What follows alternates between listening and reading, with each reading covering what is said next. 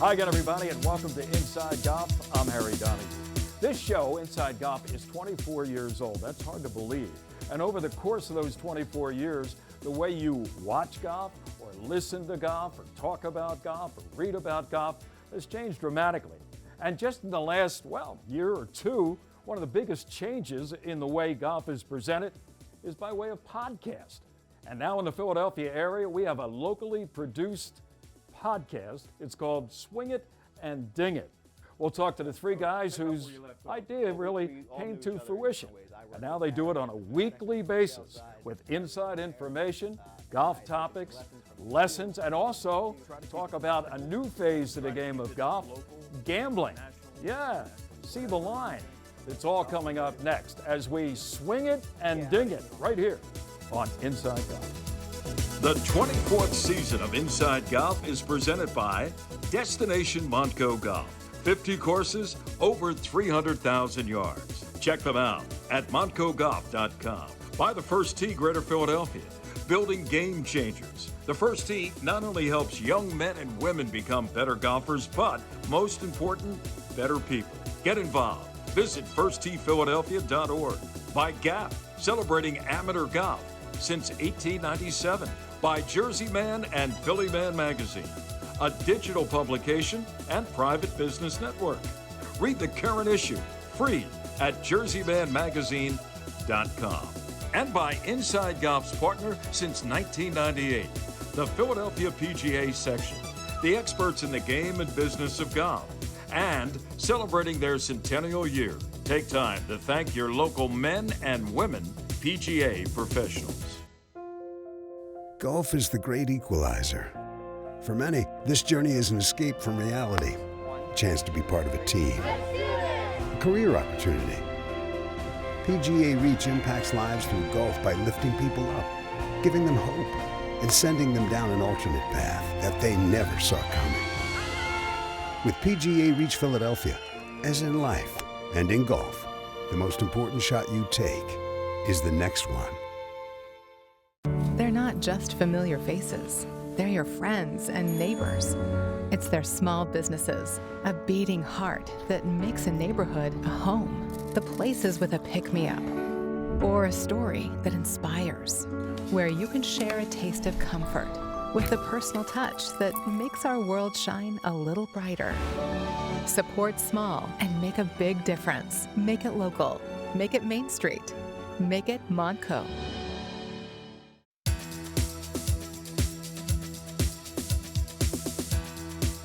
Welcome back to Inside Golf. We are here at the clubhouse of the 1912 Club in Plymouth Meeting, Pennsylvania. We'll get into a little bit more about the 1912 Club as the show moves on, but time to introduce the staff, the crew, the guys that make it happen on the podcast, Swing It and Ding It.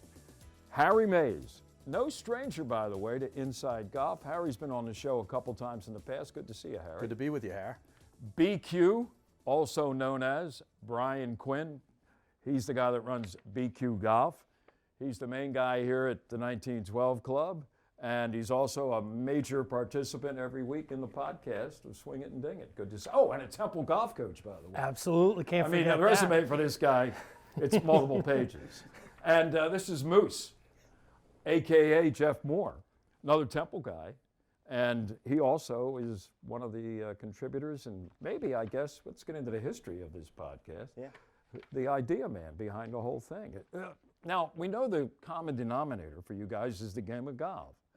But what else? I mean, how did you all get together and decide, let's go and swing and ding it? Well, all three Temple guys, first and foremost. Oh, wait a minute. Let me get another Temple plug. You know, full disclosure, play-by-play, football, basketball, forever, okay?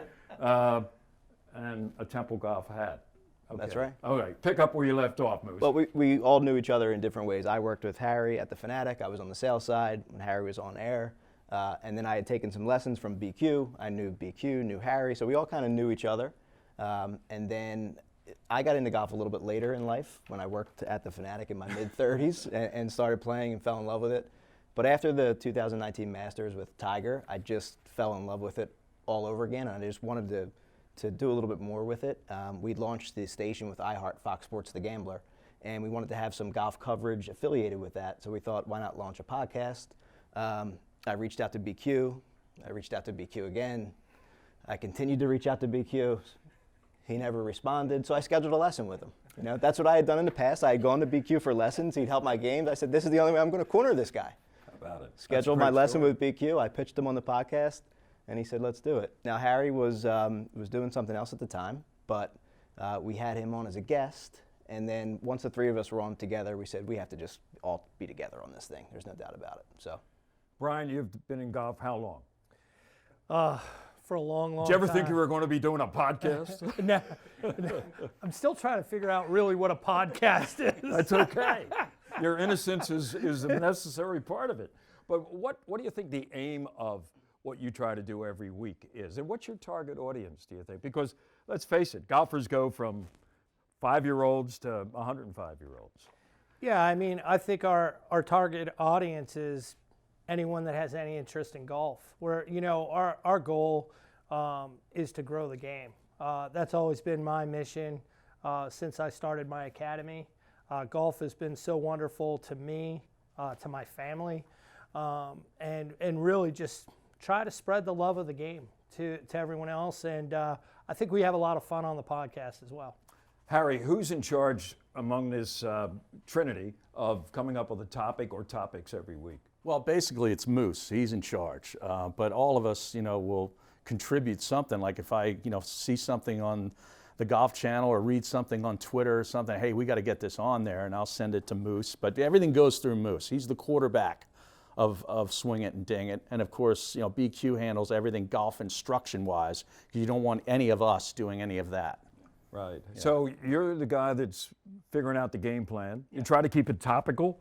You try to keep it local, nationally, internationally, whatever you think golf-related people would be interested in. Yeah, try to get it on the show. And I think that's kind of our valuable point of difference when you look at other golf podcasts. You know, we're going to talk about the tour and everything that's going on, but with Philadelphia being a hotbed for golf, we're always going to go back to players, whether it's Jeff Osberg, whether it's Will Davenport, whether it's what's going on with down at Seaview or different courses or here at the 1912 Club. So it enables us to localize it a little bit more and gives us some freedom in the form of a podcast where sometimes it's 40 minutes, sometimes it's an hour and 10, wherever the conversation takes us, we allow it to go. So. What has been, Brian, from your perspective, and I'll ask Harry and Moose the same question, what has been something that you found out that you didn't know before from a guest, say? You know, something that they disclosed to you, you said, wow, really, that happened? Has there anything been like, not earth-shattering, but earth-shattering, you know, that you never knew about somebody? I'd say Rich Lerner. Yeah. I mean, just from the Golf Channel. Yes, Rich. just his history with the game of golf, really controlling the message of golf for so many years with the Golf Channel, and realizing his story, being from here, another Temple guy, by the way. You know, just it was like a fact-finding mission with him. It was fantastic.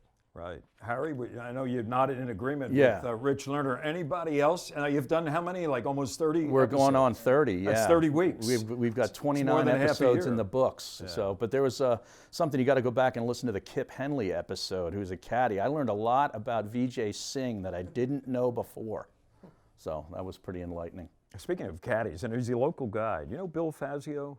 Bill Fazio has been a caddy all his life. He's no relation to George or Tom, but he's from Norristown. And we had him on the show. He was Buddy Marucci's caddy when Buddy played the 36-hole final against Tiger in the USAM. You got to talk to, that's a little plug for my buddy, Billy Fazio. I look forward to it. Moose, how about you? Any guests said that you thought, wow, that's pretty, I never knew that. Something cool. Brandon Matthews joined us as a guest while he was playing a round. Another Temple guy. In the middle of playing a practice round with some friends getting ready for a tournament, he was on with us live, and we thought, how's that going to sound? And it sounded great. You would hear him hitting the ball. And then also, right off the bat, DraftKings signed on as a sponsor for us. So we do speak about, you know, the gambling side of golf.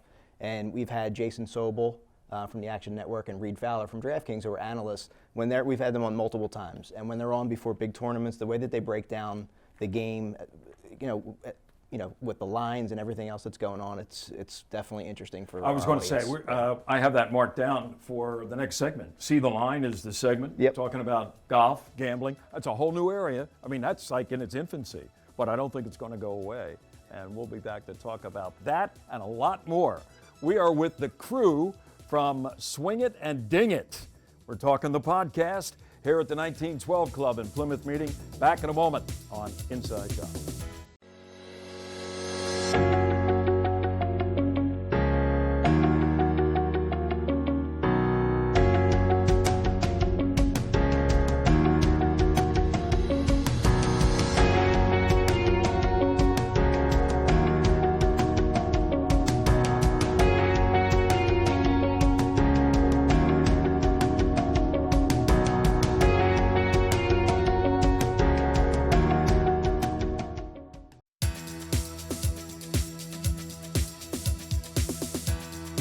Welcome back. Inside Golf continues. We're at the 1912 Club Plymouth Meeting, and we're talking podcasts, specifically the golf podcast that's heard once a week, and it's called Swing It and Ding It. Harry Mays is here, BQ, Brian Quinn, and the Moose, Jeff Moore. They all came together a while ago and said, hey, let's do it. And they've been doing it now for, well, half a year, actually more than that. By the way, I didn't ask you in segment number one, where'd the title come from? Swing It and Ding It. We got to know the origin of that. Yeah, so Swing It and Ding It. I was watching Jimmy Fallon one night, and he was planting off-the-wall sayings with golfers to throw out in their press conference. And I think Justin Thomas and Brooks Koepka both were given Swing It and Ding It. So in the middle of their press conference, they just said, we're going to go out there and swing it and ding it. So you wrote that Yeah, down? it just stuck. Never Actually, knowing- my wife said you should name your podcast that. Oh. So that's where it came from. And it works. It works. Okay. People, when we say where we are, where we're from, they find it interesting and funny, so it helps us. Okay. We talked a little bit in our last segment about the gambling perspective and the game of golf. It's really taken off, right?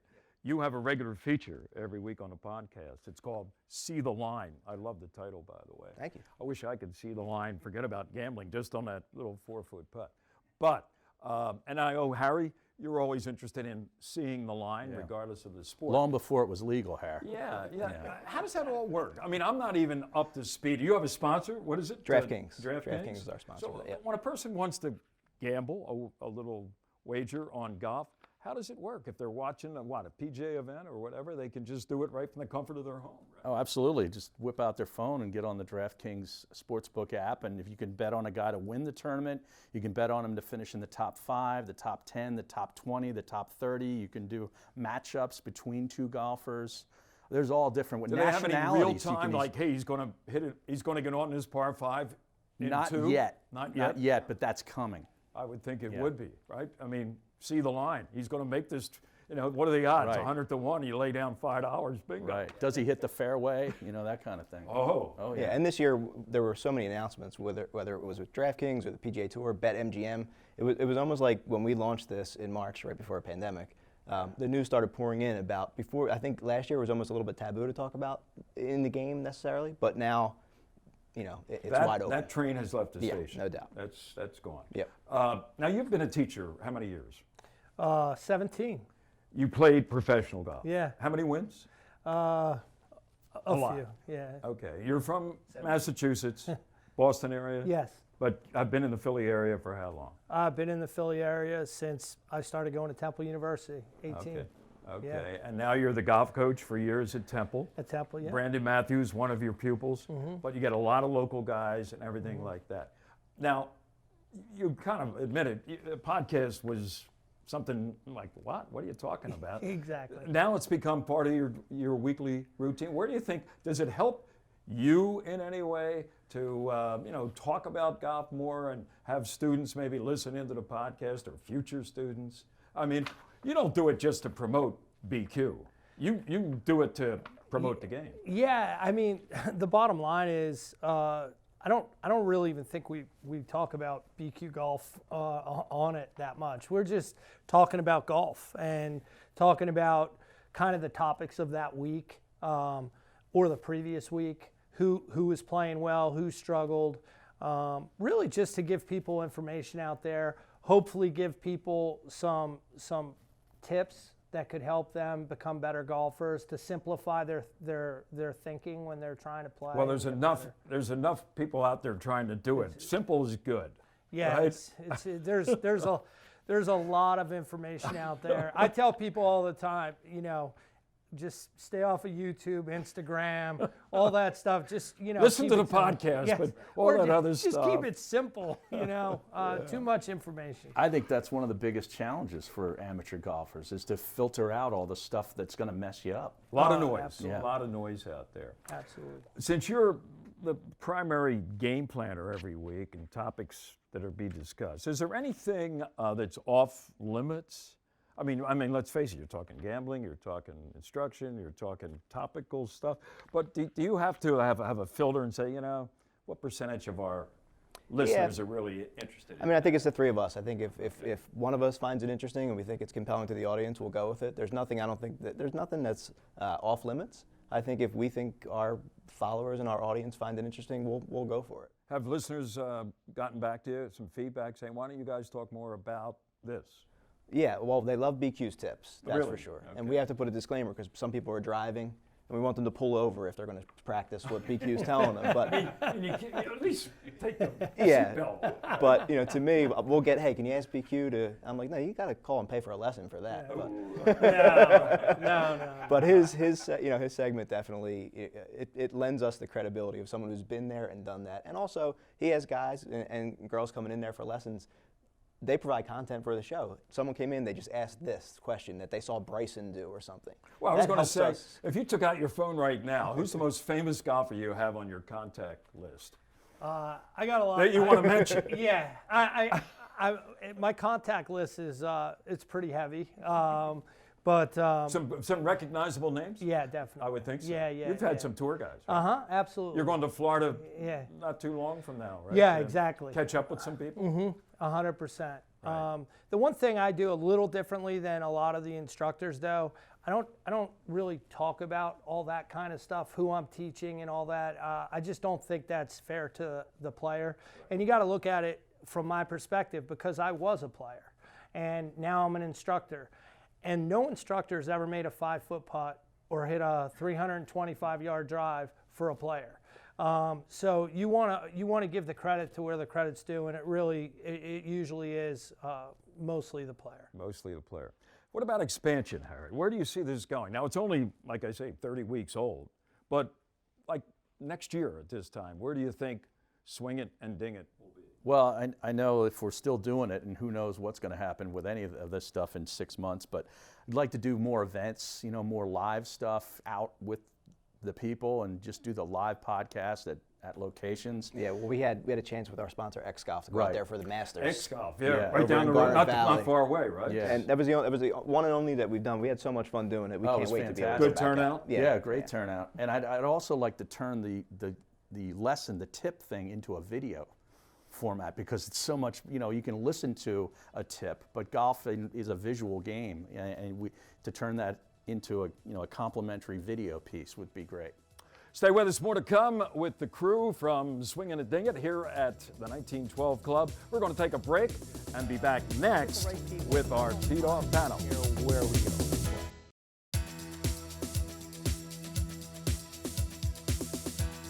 And welcome back. Inside Golf continues from the grill room here at Lulu Country Club in Upper Dublin, one of dozens of golf courses in Montgomery County. Try it out here at Lulu.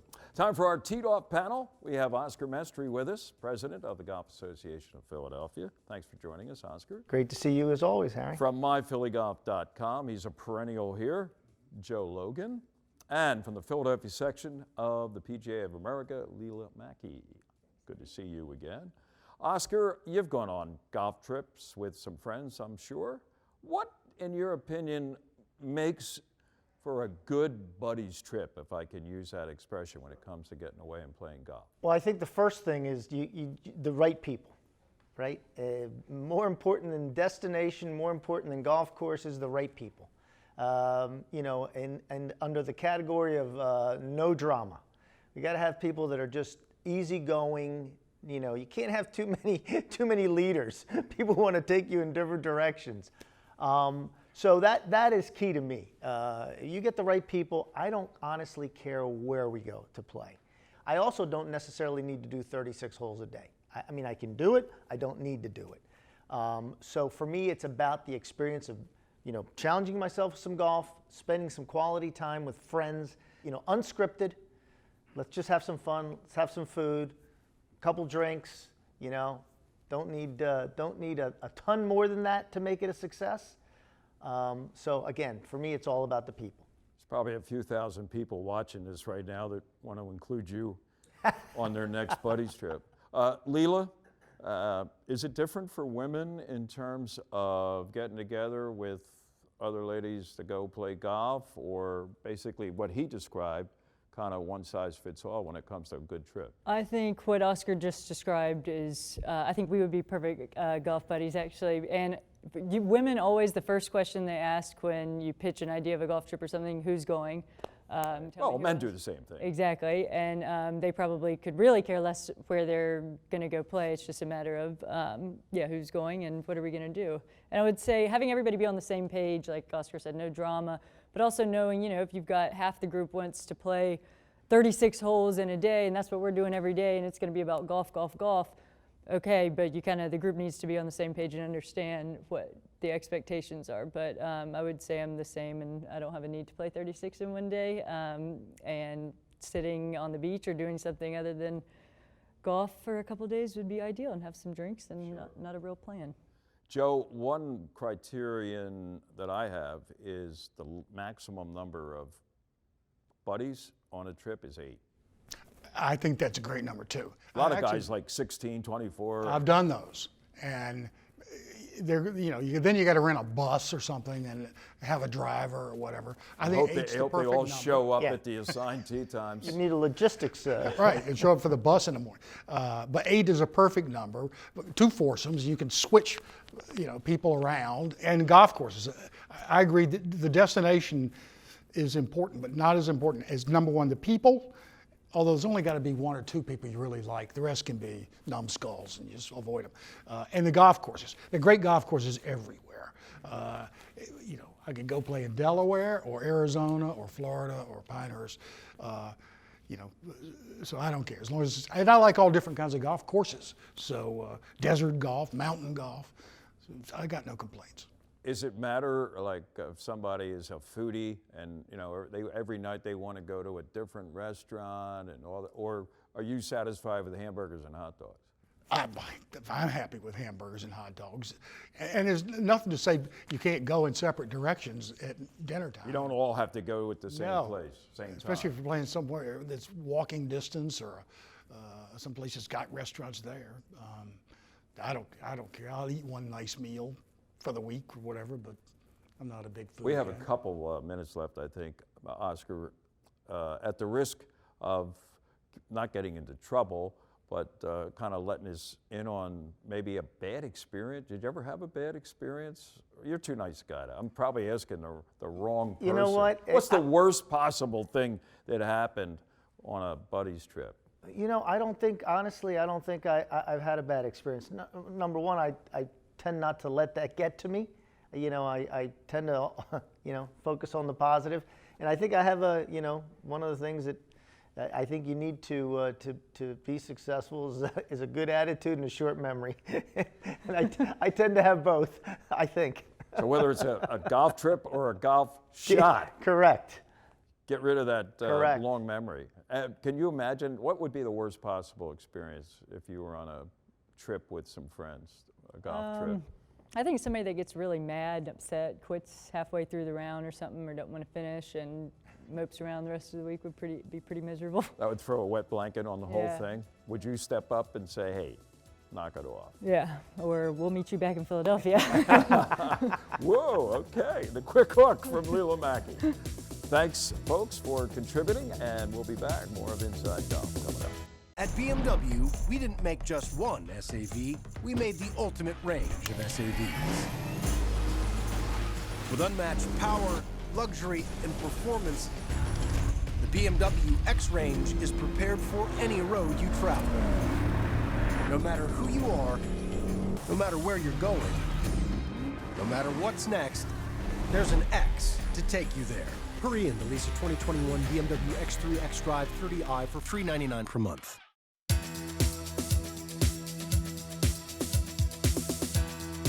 Well, that's going to do it for this week's edition of Inside Golf. Our thanks to the Swing It and Dig It podcast crew here at 1912 Club. Before we leave, Moose, you guys get together right now virtually to record this thing. You'd like to be able to do it like you're doing right now on Inside Golf in person, maybe down the road here at the 1912 Club or some X Club or something like that. Yeah. I mean, we would have loved to be in studio doing it, but the fact that we have the technology and the access to do what we do and have guests that join us, and the technology is incredible now, so it makes it pretty seamless. But to be able to come to the 1912 Club for events and do it here, because you get the instant feedback from the members and people that get the most out of it. So that would be, eventually we'll be able to do that. Absolutely, Yeah. absolutely. Harry Mays, Brian Quinn, and the Moose. Huh? How'd you get that nickname? That's a whole nother show, probably, right? That's the next segment. Huh? Who's the best golfer in the group, Harry? Come on.